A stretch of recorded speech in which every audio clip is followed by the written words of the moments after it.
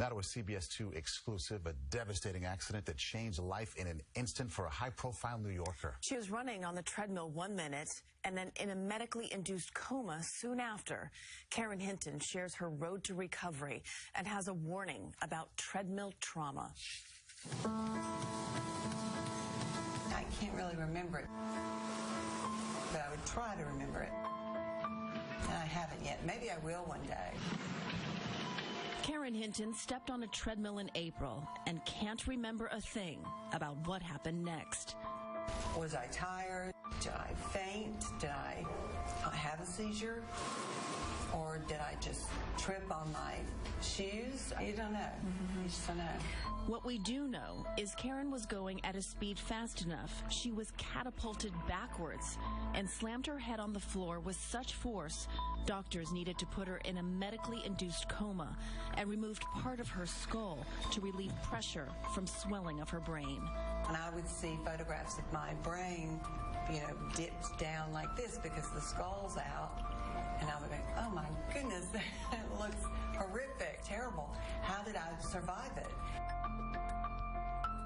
The subpoenas generally are for documents. It was a shocking accident. Once Mayor Bill de Blasio's spokesperson, Hinton was a seasoned political pro, comfortable in the spotlight and respected by her peers. I really want to pay. After the fall, she had to learn to talk and walk again, not fully understanding how she got there. And then wham, it's, my life is very different now. Was there a point in time you feared you'd lose her? You try to push that fear to the back of your mind. They prepare you for anything, and you hear that. You know what they're saying is your wife might not be the same person at the end of this process. Hinton has defied the odds, though sometimes struggles to find the right words. What do you call that thing that goes like this? I'm sorry. The elliptical. Elliptical. Yeah. Whenever you're ready. Through cognitive and physical therapy, she's stronger with each passing day. One memory that I have of you when you were working for Mayor de Blasio was that exchange that you had with Marcia Kramer.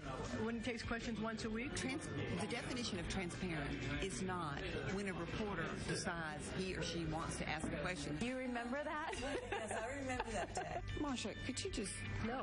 Is that still in you? Oh, sure it is. And I could see myself doing that again someday. This has come a long ways, Karen. It has. But now, she also wants to warn others about treadmill safety. 65,000 injuries were reported last year, from minor mishaps to major trauma like hers. If I knew then what I know now about treadmills, I would never have gotten on that treadmill. I think that gyms can do a better job of making the area around a treadmill safer. In Karen's situation, the treadmill was placed on a hard floor. Had there been a mat, she wouldn't have had the severity of the injury that she went through. An injury that cost her some of her memory, but won't prevent her from making new ones. I just want to reach out to people now. It's different than it used to be. And I actually think that's a good thing.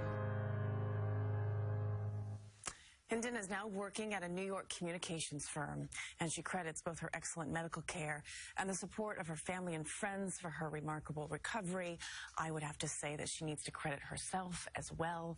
It takes a lot of will and strength to get to where she is today from where she was. It was really an incredible transformation. Extraordinary. What did you say, 6 months or so? Yeah, I mean, wow. She does not remember a 2-month period of her life after that accident. A long way to come in such a short period of time. Yes, and absolutely. She's very much on her way. She's one of the lucky ones. You bet. Wow.